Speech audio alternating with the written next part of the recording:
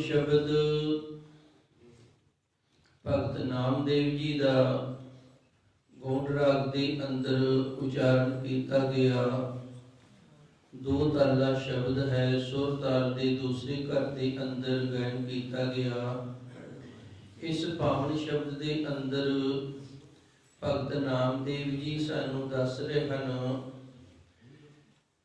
एक अकाल पुरख वाहिगुरू तो बिना असी अगर किसी होर दे उपासक होने आ, भावें वो भैरो है, भावें भूत हन ते भावें शीतला है, उन्होंने अपने वश करके उन्होंने उपासक बन के असी जो भी उन्होंने तो काम लेने हाँ, फिर जदों मनुख शरीर छड्डदा है ते वो मनुख नूं फिर अपनी सवारी बना के जितना काम लिया हुंदा है उतना समा वरतों दे विच लैके आउंदे ने। मैं एक बार फिर थोड़ा दस्सण दा यतन करांगा ताकि गल समझ आ जाए। इस पावन शब्द के अंदर धन गुरु ग्रंथ साहिब जी की पावन बाणी भगत नामदेव जी द्वारा उचारण की गई सानू इस गल की सोझी देती है कि अकाल पुरख वाहिगुरू तो बिना जिमें असी वेखते हैं कोई भैरव का उपासक है, कोई भूतां की पूजा करने वाला है, कोई शीतला नूं मनदा है, इन्हां दियां आपो अपनियां कुछ सवारियां ने। जिहड़ा भी प्राणी इन्हां दी उपासना करदा है फिर उन्हां तो थोड़ा बहुत काम लैंदा है। जदों वो प्राणी शरीर छड्डदा है, जितना इन्हां ने काम दिता हुंदा है उतना समा उन्हों अपनी सवारी बना के ते उनदे तो फिर अपने दिते हुए काम के बदले दे विच ओ सेवा लेंदे ने समझ लो, ते भावें काम लेंदे ने समझ लो। मेरी गल हुण पकड़ दे विच आ गई है। मैं एक नुक्ते दे नाल भी थोड़ा दस्सण दा यतन करांगा। भैरो कई भैरो नूं मनण वाले ने ते भैरो दी सवारी है कुत्ता।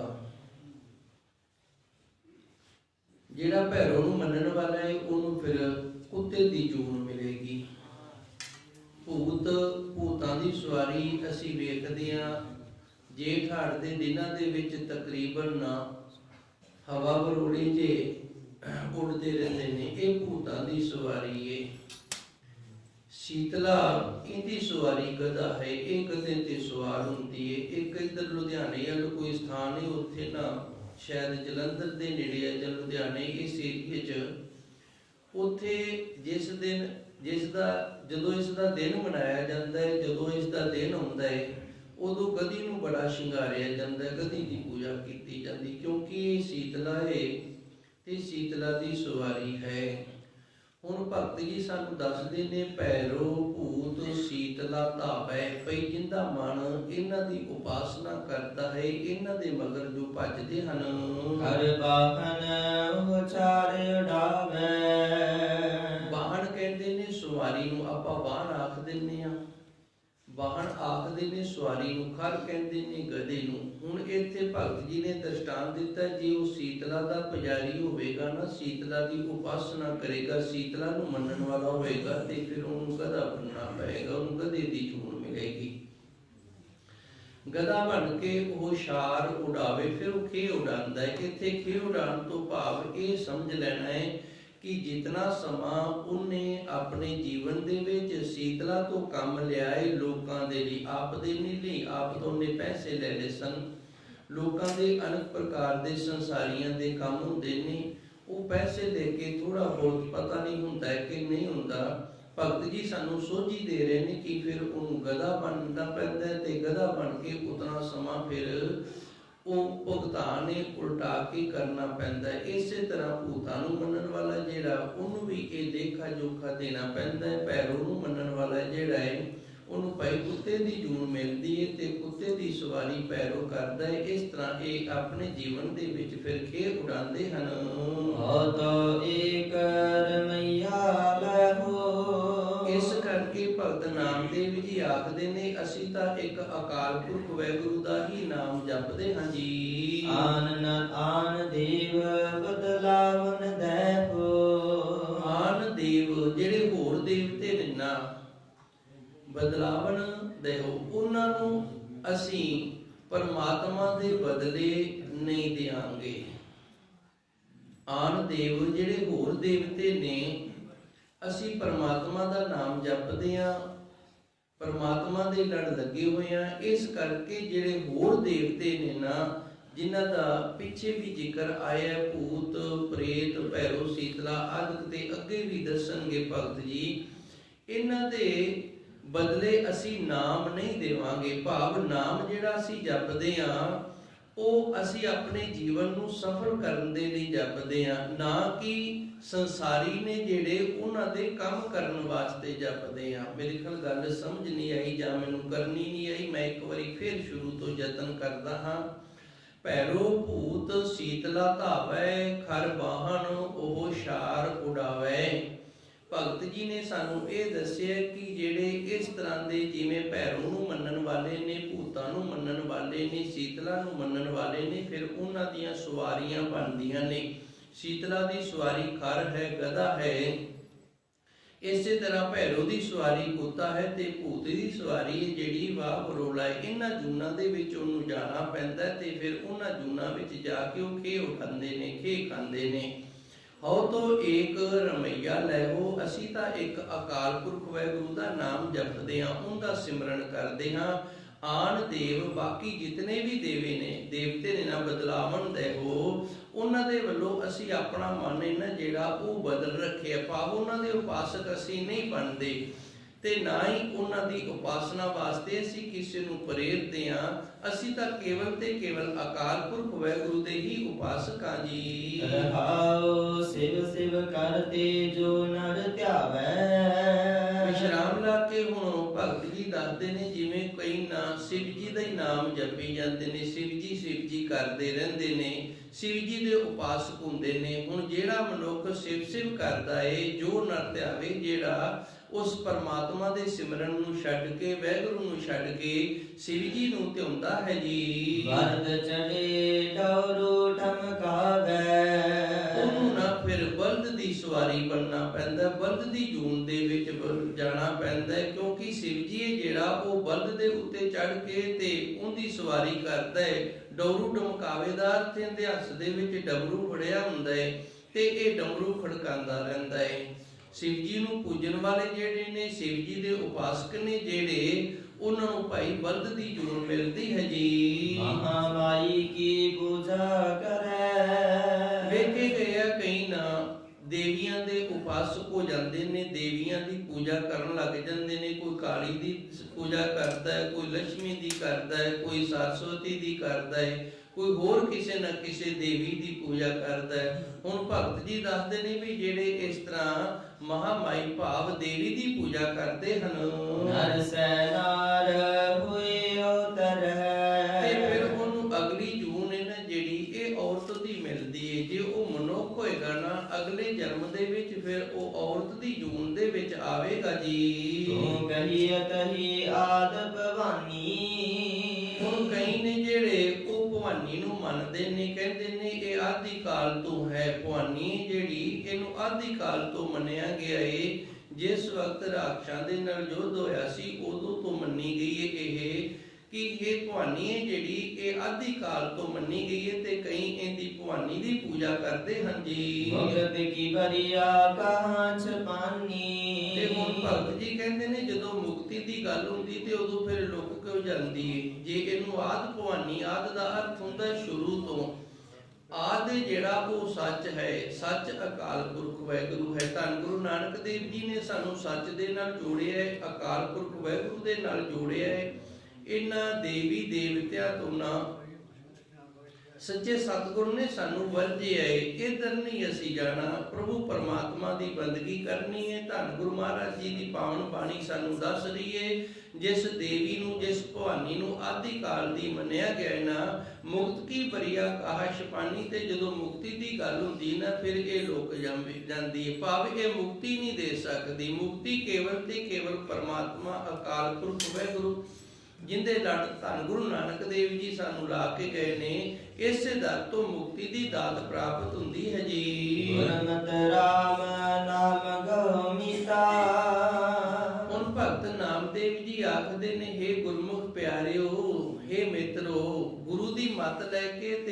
ਅਕਾਲ ਪੁਰਖ ਵਾਹਿਗੁਰੂ ਦਾ ਨਾਮ ਜਪਣਾ ਕਰੀਏ। ਭਾਵ ਜਿਤਨੇ ਵੀ ਇਸ ਪ੍ਰਕਾਰ ਦੇ ਨੇ, ਭਾਵੇਂ ਕੋ ਭੈਰੋ ਨੂੰ ਮੰਨਣ ਵਾਲਾ ਹੈ, ਭਾਵੇਂ ਭੂਤ ਨੂੰ, ਭਾਵੇਂ ਸੀਤਲਾ ਨੂੰ, ਕਿਸੇ ਵੀ ਦੇਵੀ ਦੇਵਤੇ ਨੂੰ ਜਾਂ ਕਿਸੇ ਹੋਰ ਨੂੰ ਮੰਨਣ ਵਾਲਾ ਹੈ, ਇਹ ਗੁਰਮਤ ਨਹੀਂ ਹੈਗੀ, ਇਹ ਮਨਮਤ ਹੈ। ਸਾਨੂੰ ਇਸ ਪਾਸੇ ਨਹੀਂ ਤੁਰਨਾ ਚਾਹੀਦਾ। ਗੁਰਮਤ ਗੁਰੂ ਦੀ ਮੱਤ ਵਾਲੇ ਹੋ ਕੇ ਅੱਜ ਮੱਸਿਆ ਦਾ ਦਿਹਾੜਾ ਹੈ, ਤੇ ਜਿਹੜੇ ਭਾਈ ਅਜੇ ਤੱਕ ਗੁਰੂ ਦੇ ਨਾਲ ਨਹੀਂ ਜੁੜੇ, ਗੁਰੂ ਦੇ ਚਰਨਾਂ ਦੇ ਨਾਲ ਨਹੀਂ ਜੁੜੇ, ਸੱਚੇ ਸਤਿਗੁਰ ਦੀ ਦਾਤ ਖੰਡੇ ਬਾਟੇ ਦਾ ਅੰਮ੍ਰਿਤ ਜਿਨ੍ਹਾਂ ਨੇ ਨਹੀਂ ਅਜੇ ਤੱਕ ਪਾਨ ਕੀਤਾ, ਉਹ ਅੱਜ ਤਕਰੀਬਨ 9-10 ਵਜੇ ਦਾ ਸਮਾਂ ਹੁੰਦਾ ਹੈ, ਤੇ ਉਦੋਂ ਭਾਈ ਕੇਸ਼ੀ ਇਸ਼ਨਾਨ ਕਰਕੇ ਪਹੁੰਚ ਕੇ ਤੇ ਆਓ ਸੱਚੇ ਸਤਿਗੁਰ ਦੇ ਚਰਨਾਂ ਦੇ ਨਾਲ ਜੁੜ ਕੇ ਗੁਰਸਿੱਖੀ ਵਾਲਾ ਜੀਵਨ ਹੈ ਨਾ ਜਿਹੜਾ, ਇਹ ਆਪਾਂ ਬਤੀਤ ਕਰੀਏ। ਗੁਰਮਤਿ ਰਾਮ ਨਾਮ ਕਹੋ ਮੀਤਾ, ਕਹੋ ਦਾ ਅਰਥ ਹੁੰਦਾ ਪਕੜਨਾ। ਹੈ ਗੁਰੂ ਸਵਾਰਿਓ ਗੁਰਮੁਖੋ, ਸੱਚੇ ਸਤਿਗੁਰ ਦੀ ਮੱਤ ਵਾਲੇ ਹੋ ਕੇ ਤੇ ਧੰਨ ਗੁਰੂ ਨਾਨਕ ਦੇਵ ਜੀ ਦਾ ਬਖਸ਼ਿਸ਼ ਕੀਤਾ ਹੋਇਆ ਵਾਹਿਗੁਰੂ ਨਾਮ, ਇਸ ਦਾ ਅਸੀਂ ਜਾਪ ਕਰਿਆ ਕਰੀਏ ਜੀ। ਵੈ ਨਾਮਾ ਏਉ ਕਹਿ ਕੀਤਾ। ਪਰਮੇ ਦਾ ਅਰਥ ਹੁੰਦਾ ਹੈ ਬੇਨਤੀ ਪੂਰਵਕ। ਭਾਈ ਭਗਤ ਨਾਮਾ ਦੇਵ ਜੀ ਆਖਦੇ ਨੇ, ਭਗਤ ਨਾਮਦੇਵ ਜੀ ਬੇਨਤੀ ਪੂਰਵਕ ਸਾਰਿਆਂ ਨੂੰ ਆਖਦੇ ਨੇ। ਗੀਤਾ ਦੇ ਮਹਾਂਪੁਰਸ਼ਾਂ ਨੇ ਦੋ ਅਰਥ ਕੀਤੇ ਨੇ। ਇੱਕ ਧਾਰਮਿਕ ਗ੍ਰੰਥ ਹੈ ਗੀਤਾ, ਜੋ ਕ੍ਰਿਸ਼ਨ ਭਗਵਾਨ ਦੀ ਰਚਨਾ ਮੰਨੀ ਗਈ ਹੈ।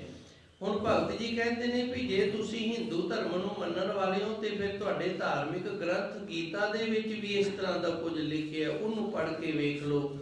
ਤੇ ਦੂਸਰਾ ਗੀਤਾ ਦਾ ਅਰਥ ਹੁੰਦਾ ਗਾਉਣਾ।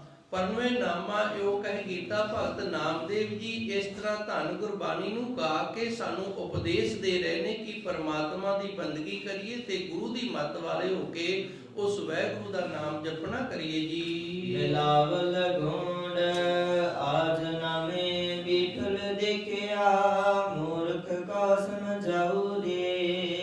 ਪਾਵਨ ਸ਼ਬਦ ਗੋਂਡ ਰਾਗ ਦੇ ਅੰਦਰ ਜਿੰਦੇ ਵਿੱਚ ਸੁਮੇਲ ਕੀਤਾ ਬਿਲਾਵਲ ਰਾਗ ਦਾ। ਬਿਲਾਵਲ ਗੋਂਡ ਇਹ ਪਾਵਨ ਸ਼ਬਦ ਹੈ ਜਿਹੜਾ, ਇਹ ਗੋਂਡ ਰਾਗ ਦਾ ਹੈ ਤੇ ਬਿਲਾਵਲ ਦਾ ਇਹਦੇ ਨਾਲ ਸੁਮੇਲ ਕੀਤਾ ਗਿਆ ਹੈ।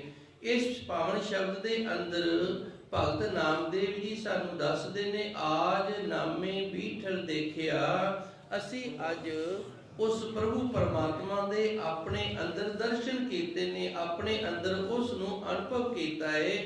ਮੂਰਖ ਕੋ ਸਮਝਾਓ ਰੇ। ਇਹ ਸੰਸਾਰ ਦੇ ਅੰਦਰ ਕਈ ਲੋਕ ਮੂਰਖ ਨੇ ਜਿਹੜੇ ਉਸ ਪ੍ਰਭੂ ਪਰਮਾਤਮਾ ਨੂੰ ਬਾਹਰ ਜਾਂ ਕੋਈ ਵਿਅਕਤੀ ਦੇ ਰੂਪ ਦੇ ਵਿੱਚ ਜਾਂ ਕਿਸੇ ਪੱਥਰ ਮੂਰਤੀ ਦੇ ਰੂਪ ਦੇ ਵਿੱਚ ਮੰਨਦੇ ਨੇ ਨਾ, ਉਹਨਾਂ ਮੂਰਖਾਂ ਨੂੰ ਅਸੀਂ ਸਮਝਾਉਣ ਦਾ ਹੁਣ ਯਤਨ ਕਰਾਂਗੇ। ਪਾਵਨ ਸ਼ਬਦ ਦੇ ਅੰਦਰ ਭਗਤ ਨਾਮਦੇਵ ਜੀ ਨੇ ਸਾਨੂੰ ਇਹ ਦੱਸਿਆ ਕਿ ਅਸੀਂ ਪ੍ਰਭੂ ਪਰਮਾਤਮਾ ਦੀ ਬੰਦਗੀ ਕਰਕੇ ਆਪਣੇ ਗੁਰੂ ਦੀ ਕਿਰਪਾ ਦੇ ਨਾਲ ਉਸ ਪਰਮਾਤਮਾ ਨੂੰ ਆਪਣੇ ਅੰਦਰ ਲੱਭ ਲਿਆ, ਆਪਣੇ ਅੰਦਰ ਖੋਜ ਲਿਆ।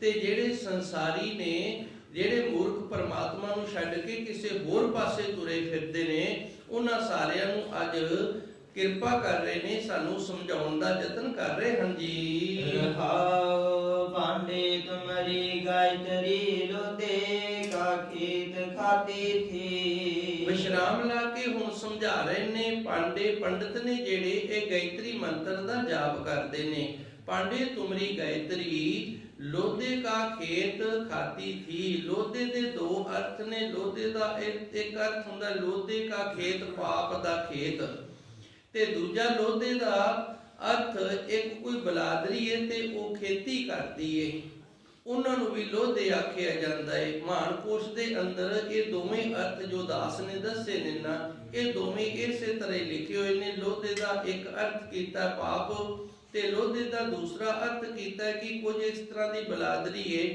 ਉਹਨਾਂ ਨੂੰ ਲੋਧੇ ਆਖਿਆ ਜਾਂਦਾ ਹੈ। ਉਹ ਖੇਤੀ ਦਾ ਕੰਮ ਹੈ ਜਿਹੜਾ ਇਸ ਕਾਸਤ ਦੇ ਨਾਲ ਜੁੜੇ ਹੋਏ ਨੇ। ਪਾਂਡੇ ਤੁਮਰੀ ਗਾਇਤਰੀ, ਹੁਣ ਆਪਾਂ ਦੋਵੇਂ ਅਰਥ ਹੀ ਸਮਝ ਲੈਣੇ ਨੇ। ਪਾਂਡੇ ਤੁਮਰੀ ਗਾਇਤਰੀ, ਲੋਧੇ ਕਾ ਖੇਤ ਖਾਤੀ ਥੀ। ਮੰਨਿਆ ਜਾਂਦਾ ਹੈ ਕਿ ਗਾਇਤਰੀ ਮੰਤਰ ਹੈ ਜਿਹੜਾ, ਇਹਦੇ ਨਾਲ ਨਾ ਜੋ ਮਨੁੱਖ ਦੇ ਅੰਦਰ ਜਿਤਨੇ ਵੀ ਪਾਪ ਹੁੰਦੇ ਨੇ ਸਾਰੇ ਦੇ ਸਾਰੇ ਨਾਸ ਹੋ ਜਾਂਦੇ ਨੇ। ਵਿਸ਼ਵਾਮਿੱਤਰ ਨੇ ਕੀ ਕੀਤਾ, ਵਸ਼ਿਸ਼ਟ ਰਿਸ਼ੀ ਦੇ ਪੁੱਤਰਾਂ ਨੂੰ ਮਾਰ ਕੇ ਤੇ ਇਹਦਾ ਜਾਪ ਸ਼ੁਰੂ ਕਰ ਦਿੱਤਾ ਪਾਪ ਨੂੰ ਨਿਵਰਤ ਕਰਨ ਵਾਸਤੇ ਵੀ ਇਹ ਗਾਇਤਰੀ ਮੰਤਰ ਹੈ ਜਿਹੜਾ, ਇਹਦੇ ਨਾਲ ਮੇਰੇ ਸਾਰੇ ਪਾਪ ਖਾਤੇ ਜਾਣਗੇ। ਜਦੋਂ ਵਸ਼ਿਸ਼ਟ ਰਿਸ਼ੀ ਨੂੰ ਇਸ ਗੱਲ ਦਾ ਪਤਾ ਲੱਗਿਆ ਨਾ, ਉਹਨੇ ਇਹ 32 ਅੱਖਰਾਂ ਦੀ ਸੀ, ਵਿੱਚੋਂ 8 ਅੱਖਰ ਜਿਹੜੇ ਸਨ ਉਹ ਵਿੱਚੋਂ ਕੱਢ ਦਿੱਤੇ। ਜਾਂ ਇਸ ਤਰ੍ਹਾਂ ਸਮਝ ਲਓ ਇਹਦੇ ਵਿੱਚ ਜਿਹੜੀ ਸਮਰੱਥਾ ਸੀ ਨਾ ਨਾਮ ਦੇ ਜਪਣ ਦੇ ਨਾਲ ਪਾਪਾਂ ਨੂੰ ਖਾਣ ਵਾਲੀ, ਉਹ ਖਤਮ ਕਰ ਦਿੱਤੀ। ਉਹ ਇਸ ਵਾਸਤੇ ਕੀਤੀ ਕਿ ਹੁਣ ਤਾਂ ਭਲਾ ਸਮਾਂ ਤੇ ਹੁਣ ਇਸ ਤਰ੍ਹਾਂ ਦੇ ਪੱਧਰ ਹੋ ਰਹੇ ਨੇ, ਅੱਗੇ ਜਦੋਂ ਕਲਯੁਗ ਦਾ ਸਮਾਂ ਆਇਆ ਉਦੋਂ ਤੇ ਲੋਕੀ ਬੜੇ ਪਾਪੀ ਹੋਣਗੇ ਤੇ ਫਿਰ ਲੋਕਾਂ ਦੇ ਅੰਦਰ ਪਾਪ ਦਾ ਡਰ ਪੈ ਨਹੀਂ ਰਵੇਗਾ। ਲੋਕੀ ਆਖਿਆ ਕਰਨਗੇ ਆਪਾਂ ਗਾਇਤਰੀ ਮੰਤਰ ਪੜ੍ਹ ਲੈਂਦੇ ਆ ਤੇ ਪਾਪਾਂ ਦਾ ਨਾਸ਼ ਹੋ ਜਾਏਗਾ। ਇਸ ਵਾਸਤੇ ਪਾਂਡੇ ਤੁਮਰੀ ਗਾਇਤਰੀ ਲੋਧੇ ਕਾ ਖੇਤ ਖਾਤੀ ਥੀ। ਹੁਣ ਭਗਤ ਜੀ ਇੱਥੇ ਦੱਸਦੇ ਨੇ, ਹੇ ਪੰਡਤ ਜੀ, ਜਿਹੜਾ ਗਾਇਤਰੀ ਦਾ ਤੁਸੀਂ ਮੰਤਰ ਪੜ੍ਹਦੇ ਹੋ ਨਾ, ਇਹਦੇ ਵਿੱਚੋਂ ਤਾਂ ਪਾਪ ਖਾਣ ਵਾਲੀ ਜਿਹੜੀ ਅਵਸਥਾ ਹੈ ਉਹ ਖਤਮ ਹੀ ਕੀਤੀ ਹੋਈ ਹੈ। ਇਹ ਕੋਈ ਸਮਾਂ ਸੀ ਉਦੋਂ ਪਾਪ ਖਤਮ ਕਰਦੀ ਹੁੰਦੀ ਸੀ, ਹੁਣ ਨਹੀਂ ਕਰਦੀ। ਦੂਸਰਾ ਇਸ ਦਾ ਜੋ ਅਰਥ ਹੈ, ਇਹ ਗਾਇਤਰੀ ਹੈ ਜਿਹੜੀ ਇਹਨੂੰ ਸਰਾਪ ਹੋ ਗਿਆ, ਕਿਸੇ ਕਾਰਨ ਇਹ ਕ੍ਰੋਧ ਦੇ ਵਿੱਚ ਹੋਈ ਤੇ ਇਹਦੇ ਹੰਕਾਰ ਨੂੰ ਦੂਰ ਕਰਨ ਦੇ ਲਈ ਬ੍ਰਹਮਾ ਜੀ ਨੇ ਇਹਨੂੰ ਸਰਾਪ ਦੇ ਦਿੱਤਾ। ਇਹ ਸਰਾਪ ਦੇ ਨਾਲ ਧਰਤੀ ਦੇ ਉੱਤੇ ਇੱਕ ਗਾਂ ਦੇ ਰੂਪ ਦੇ ਵਿੱਚ ਵਿਚਰਨ ਲੱਗੀ, ਆਪਣਾ ਜੀਵਨ ਜਿਹੜਾ ਉਹ ਬਤੀਤ ਕਰਨ ਲੱਗੀ। ਤੇ ਕੋਈ ਖੇਤ ਹੈ ਜਿਹੜਾ, ਉਹਦੇ ਜ਼ਿਮੀਂਦਾਰ ਦੇ ਖੇਤ ਦੇ ਵਿੱਚ ਇਹ ਜਦੋਂ ਵੜੀ, ਉਹਨੇ ਡਾਂਗ ਮਾਰੀ ਤੇ ਇਹ ਫਿਰ ਲੰਗੜੀ ਤੁਰਨ ਲੱਗੀ। ਤੇ ਲੋਕ ਜਿਹੜੇ ਜਾਣਕਾਰ ਸਨ, ਜਿਨ੍ਹਾਂ ਨੂੰ ਪਤਾ ਸੀ ਵੀ ਇਹ ਸਰਾਪ ਕਰਕੇ ਇਸ ਤਰ੍ਹਾਂ ਗਾਂ ਬਣੀ ਹੈ ਤੇ ਹੁਣ ਇਹਦੇ ਡਾਂਗ ਵੱਜੀ ਹੈ ਤੇ ਲੰਗੜੀ ਤੁਰਦੀ ਹੈ, ਉਹ ਲੋਕ ਸਨ ਵੇਖ ਕੇ ਉਹ ਹੱਸਣ ਲੱਗੇ। ਹੁਣ ਭਗਤ ਨਾਮਦੇਵ ਜੀ ਪੰਡਤ ਜੀ ਨੂੰ ਇਹ ਦੋਵੇਂ ਵਿਆਖਿਆ ਦੱਸਦੇ ਨੇ ਵੀ ਜਿਹੜਾ ਗਾਇਤਰੀ ਦਾ ਮੰਤਰ ਤੁਸੀਂ ਜਪਦੇ ਜੇ ਤਾਂ ਹੁਣ ਜਪਣ ਦਾ ਫਾਇਦਾ ਨਹੀਂ, ਕਿਉਂਕਿ ਪਾਪਾਂ ਦਾ ਖੇਤ ਤਾਂ ਖਾ ਨਹੀਂ ਸਕਦੀ। ਤੇ ਦੂਸਰਾ, ਇਹ ਸਰਾਪ ਦੇ ਨਾਲ ਗਾਂ ਬਣੀ ਹੋਈ ਹੈ ਤੇ ਇਹ ਆਪਣੀ ਨਹੀਂ ਰੱਖਿਆ ਕਰ ਸਕੀ, ਲੱਤ ਤੜਾਲੀ ਹੈ ਤੇ ਦੂਜੇ ਦੀ ਰੱਖਿਆ ਇਹਨੇ ਕੀ ਕਰਨੀ ਹੈ। ਪਾਂਡੇ ਤੁਮਰੀ ਗਾਇਤਰੀ ਲੋਧੇ ਕਾ ਖੇਤ ਖਾਤੀ ਥੀ। ਹਾਂਜੀ ਬਾਬਾ ਜੀ। ਲੈ ਕਰ ਠੇਗਾ ਡਗਰੀ ਤੋਰੀ ਲਾਂਗਤ ਜਾਤੀ ਥੀ। ਠੇਗਾ ਕਹਿੰਦੇ ਨੇ ਡੰਡੇ ਨੂੰ, ਟਗਰੀ ਕਹਿੰਦੇ ਨੇ ਲੱਤ ਨੂੰ। ਲੈ ਕਰ ਠੇਗਾ ਟਗਰੀ ਤੋਰੀ, ਡਾਂਗ ਲੈ ਕੇ ਇਹਦੀ ਲੱਤ ਤੋੜ ਦਿੱਤੀ ਤੇ ਇਹ ਲਗੜਾਂਦੀ ਤੁਰੀ ਜਾ ਰਹੀ ਸੀ। ਤੇ ਦੂਜਾ ਅਰਥ ਜਿਹੜਾ, ਇਹ 32 ਅੱਖਰਾਂ ਦੀ ਸੀ, ਵਿੱਚੋਂ 8 ਅੱਖਰ ਜਿਹੜੇ ਸਨ ਉਹ ਕੱਢ ਦਿੱਤੇ ਗਏ। ਜਦੋਂ 8 ਅੱਖਰ ਕੱਢ ਦਿੱਤੇ ਤੇ 24 ਅੱਖਰ ਰਹਿ ਗਏ ਤੇ ਫਿਰ ਇਹ ਲੰਗੜੀ ਹੋ ਗਈ। ਇੱਕ ਪੱਖ ਇਹਦਾ ਪਾਪ ਖਤਮ ਵਾਲਾ ਜਿਹੜਾ ਸੀ ਉਹ ਖਤਮ ਹੋ ਗਿਆ। ਇਸ ਤਰ੍ਹਾਂ ਭਾਈ ਇਹ ਮੰਤਰ ਹੈ ਜਿਹੜਾ ਉਹ ਵੀ ਹੁਣ ਅਧੂਰਾ ਹੈ।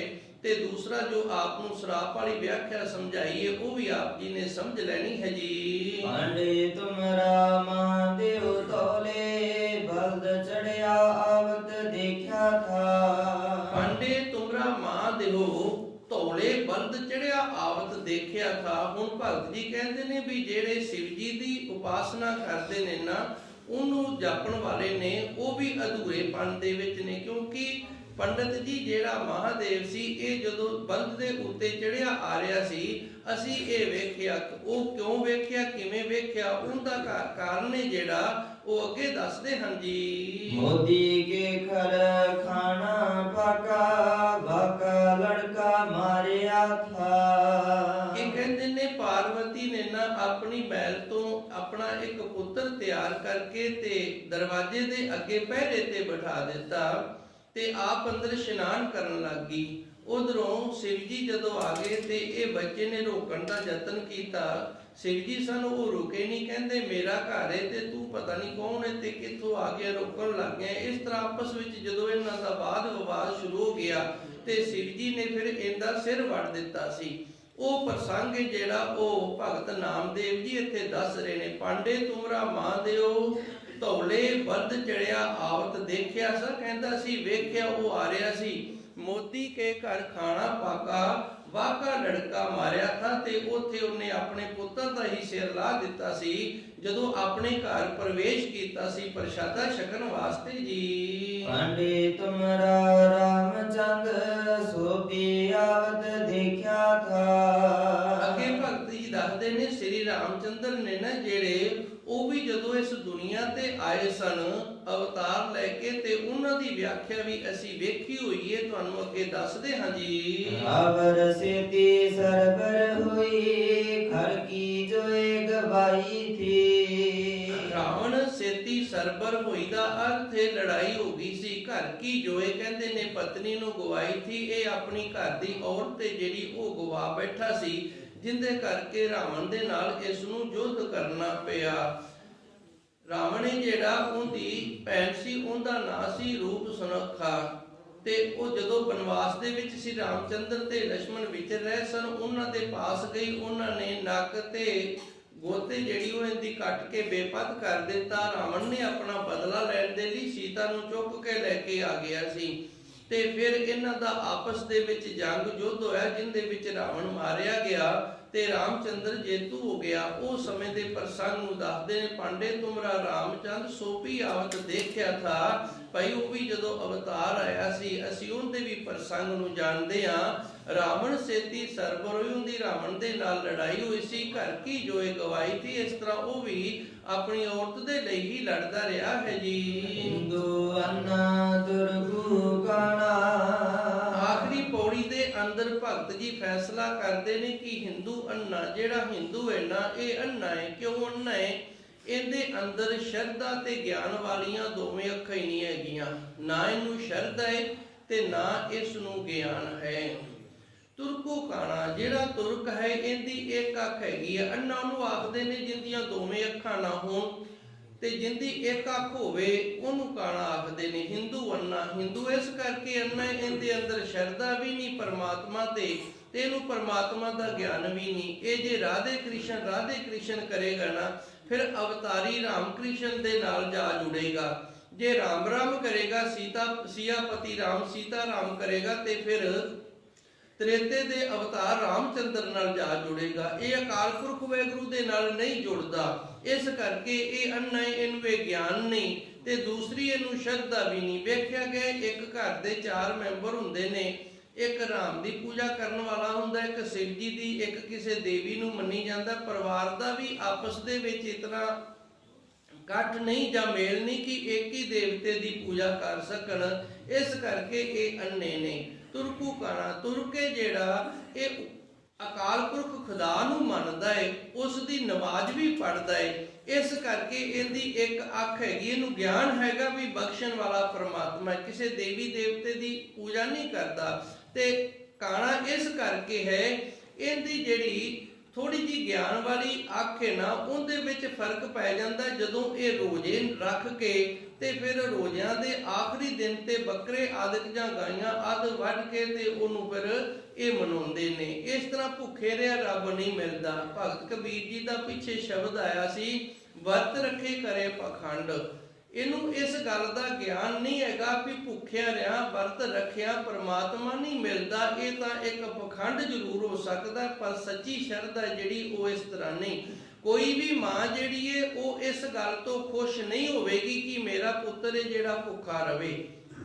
ਬੱਚਾ ਜੇ ਰੋਟੀ ਵੀ ਘੱਟ ਖਾਵੇ ਨਾ ਤੇ ਮਾਂ ਨੂੰ ਫਿਕਰ ਪੈ ਜਾਂਦੀ ਏ ਵੀ ਮੇਰਾ ਪੁੱਤਰ ਏ, ਮੇਰਾ ਬੱਚਾ, ਜਿਹਨੇ ਖੁਰਾਕ ਪਤਾ ਨਹੀਂ ਕਿਉਂ ਘੱਟ ਖਾਧੀ, ਕਿਤੇ ਦੀ ਤਬੀਅਤ ਨਾ ਖਰਾਬ ਹੋਵੇ। ਉਸੇ ਤਰ੍ਹਾਂ ਪ੍ਰਭੂ ਪਰਮਾਤਮਾ ਸਾਡਾ ਪਾਲ ਕੇ ਤੇ ਜੇ ਅਸੀਂ ਉਹਦੀ ਦਿੱਤੀ ਹੋਈ ਅੰਨ ਰੋਟੀ ਛੱਡ ਦਿਆਂਗੇ ਤੇ ਫਿਰ ਉਹ ਕਿਵੇਂ ਖੁਸ਼ ਹੋ ਸਕਦਾ ਹੈ। ਇਸ ਵਾਸਤੇ ਭਾਈ ਹਿੰਦੂ ਅੰਨਾ ਤੇ ਤੁਰਕੂ ਕਾਣਾ। ਹਿੰਦੂ ਹੈ ਜਿਹੜਾ, ਇਹਦੇ ਅੰਦਰ ਸ਼ਰਧਾ ਵੀ ਨਹੀਂ, ਇਹਨੂੰ ਗਿਆਨ ਵੀ ਨਹੀਂ, ਸਾਰੀ ਉਮਰ ਪੱਥਰਾਂ ਨੂੰ ਪੂਜਦਾ, ਆਪਣਾ ਜੀਵਨ ਬਰਬਾਦ ਕਰ ਲੈਂਦਾ ਹੈ। ਤੁਰਕੂ ਹੈ ਜਿਹੜਾ, ਇਹ ਖੁਦਾ ਨੂੰ ਮੰਨਦਾ ਹੈ, ਪਰ ਇਸ ਦੇ ਅੰਦਰ ਉਸ ਨੂੰ ਪ੍ਰਾਪਤ ਕਰਨ ਵਾਲਾ ਜਿਹੜਾ ਗਿਆਨ ਨੇ ਸੋਝੀਏ ਉਹ ਨਹੀਂ ਹੈ ਜੀ। ਦੋਹਾਂ ਤੇ ਗਿਆਨੀ ਸਿਆਣਾ। ਗਿਆਨ ਦਾ ਸਾਗਰ ਅਕਾਲ ਪੁਰਖ ਵਾਹਿਗੁਰੂ ਹੈ, ਜਿਹੜਾ ਉਸ ਗਿਆਨ ਦੇ ਸਾਗਰ ਨੂੰ ਮੰਨਦਾ ਹੈ, ਜਿਹੜਾ ਉਸ ਗਿਆਨ ਦੇ ਸਾਗਰ ਦੇ ਨਾਲ ਜੁੜਦਾ, ਉਸ ਨੂੰ ਗੁਰਬਾਣੀ ਦੇ ਅੰਦਰ ਗਿਆਨੀ ਆਖਿਆ ਹੈ।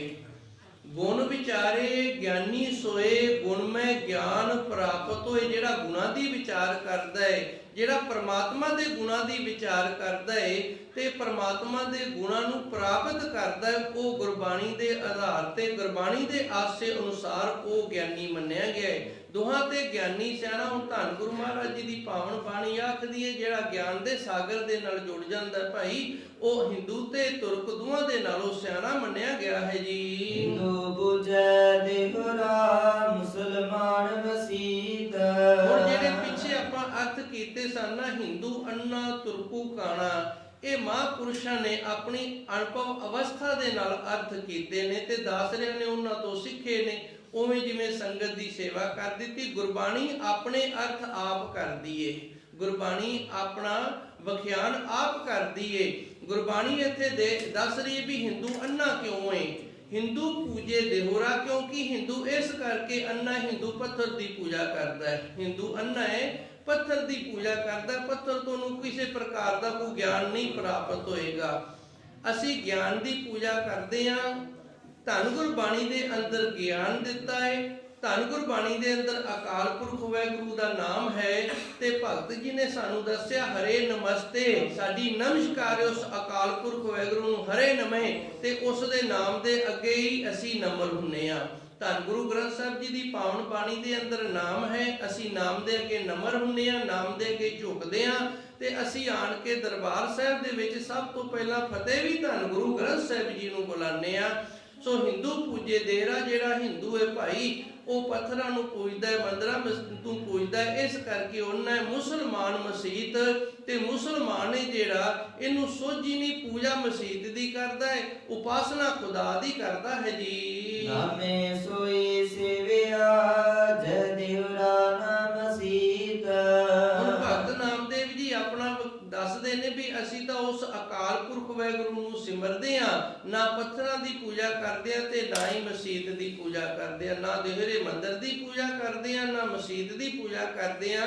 ਸਾਡਾ ਪੂਜਕ ਅਕਾਲ ਪੁਰਖ ਵਾਹਿਗੁਰੂ ਹੈ। ਧੰਨ ਗੁਰੂ ਮਹਾਰਾਜ ਜੀ 10ਵੇਂ ਪਾਤਸ਼ਾਹ ਸਾਹਿਬ ਗੁਰੂ ਗੋਬਿੰਦ ਸਿੰਘ ਜੀ ਨੇ ਵੀ ਸਾਨੂੰ ਦੱਸਿਆ ਪੂਜਾ ਕਰਨੀ ਹੈ ਅਕਾਲ ਦੀ, ਪਰਚਾ ਹੈ ਸ਼ਬਦ ਦਾ ਤੇ ਦੀਦਾਰ ਖਾਲਸੇ ਦਾ। ਇਹ ਤਿੰਨ ਧੰਨ ਗੁਰੂ ਜੀ ਨੇ ਸਾਨੂੰ ਸਿਧਾਂਤ ਦਿੱਤੇ ਨੇ। ਜਿਵੇਂ ਧੰਨ ਗੁਰੂ ਨਾਨਕ ਦੇਵ ਜੀ ਨੇ ਜਦੋਂ ਸਿੱਖੀ ਦਾ ਮਹਿਲ ਉਸਾਰਿਆ ਸੀ, ਤਿੰਨ ਸਿਧਾਂਤ ਦਿੱਤੇ ਸੀ। ਪਹਿਲਾ ਸਿਧਾਂਤ ਤੇ ਗੁਰਮੁਖਾ ਕਿਰਤ ਕਰਨੀ ਏ, ਧਰਮ ਦੀ ਕਮਾਈ ਕਰਨੀ ਏ।